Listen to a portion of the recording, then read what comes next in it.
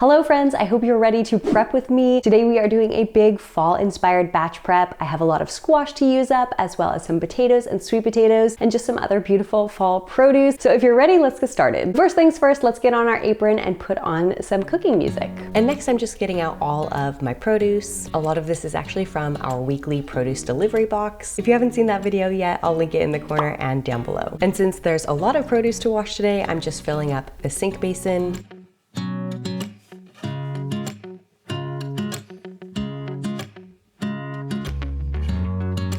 And adding most of the veggies in here. Some items I'm keeping separate, like this butter lettuce, for example. I just noticed it was really dirty and I wanted to wash it separately. And pro tip, if you don't think you're going to eat a whole head of lettuce in about a week, you can just take off about half of the leaves and save the other half unwashed, and it'll last a little bit longer in your fridge. On the other side of the sink, I'm just washing the potatoes, sweet potatoes, delicata squash, butternut squash, and kabocha squash. You can actually eat the skins of the delicata, so you want to make sure you wash them really well.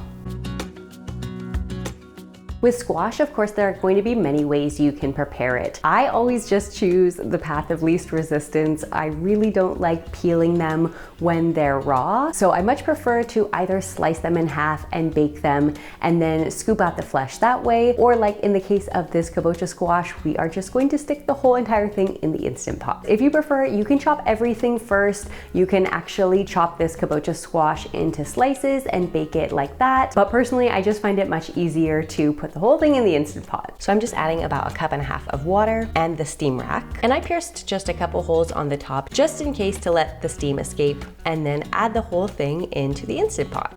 And I used the steam function and set the timer for 16 minutes.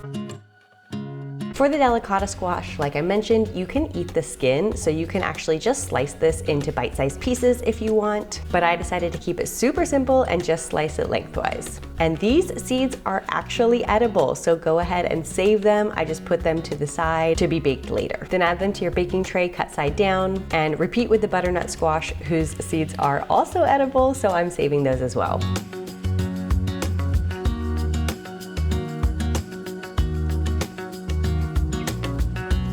And I baked the squash at 400 degrees Fahrenheit for about 45 minutes. The delicata might be done first, so just keep an eye on them. And meanwhile, just set your seeds aside and let them soak in some cold water and remove any remaining pieces of squash.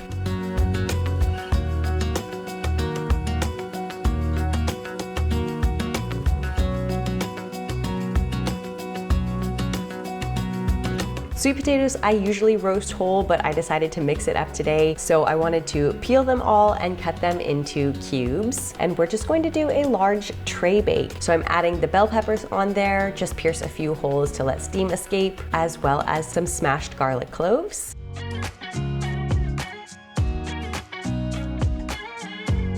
And some vegan sausages. These are from the Very Good Butchers, and the ingredient list is actually pretty clean. I find that these are one of the healthier store-bought vegan sausage options.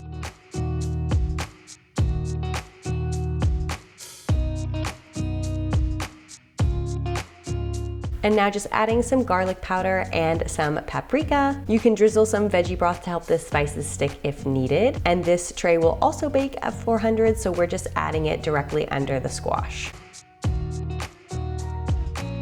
And now to steam our broccoli, I'm just cutting it into smaller bite-sized pieces first.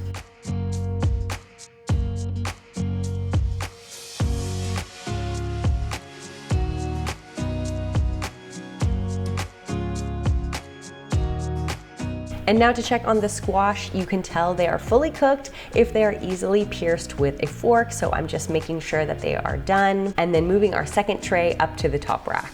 At that time, the pumpkin was also finished steaming. You can check that in the same way, just pierce it with a fork to make sure it is soft, and then let it fully cool before trying to cut into it. With this chard, I'm going to saute it later, so I'm just chopping it into bite-sized pieces in the meantime and just storing it in a Tupperware with a kitchen towel to absorb some of the excess moisture and just keep it fresh. And once the second tray finished baking, I just moved the bell peppers into a bowl to let them sweat so that the skins will come off more easily. And of course, I had to grab a sweet potato for a little taste test. These carrots I'm planning to make into soup later, so I'm just chopping them into smallish pieces so that they'll be ready to cook. And the cucumber will just be used for salad, so I'm just slicing it into bite-sized pieces.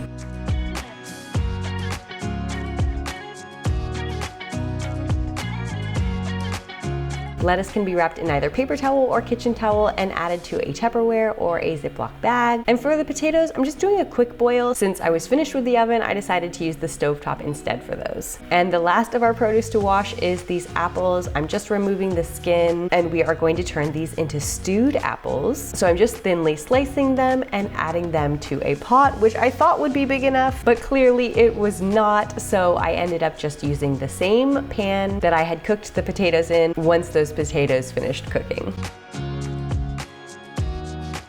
So to these apples, I'm just adding about a half a cup of water, a cinnamon stick, the juice of half an orange, and some maple syrup flakes, or you could just use maple syrup instead. And now check out how easily you can scoop the flesh out of this butternut squash. This will probably be made into soup as well, so I'm just adding it to the same Tupperware as the carrots. And now just removing the seeds from our kabocha squash.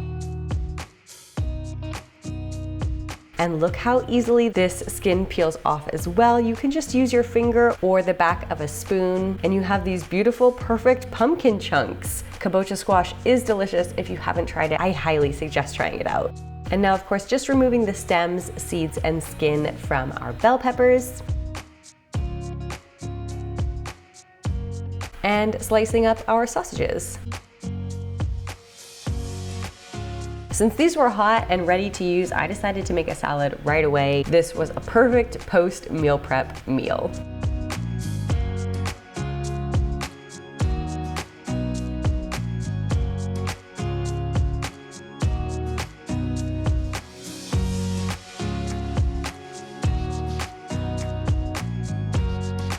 And now in our Tupperwares, we have our butternut squash, some delicata squash and carrots, roasted bell peppers, kabocha squash, stewed apples, roasted sweet potato, vegan sausage, baby potatoes, cucumber, butternut squash, delicata squash, butter lettuce, chard, and broccoli.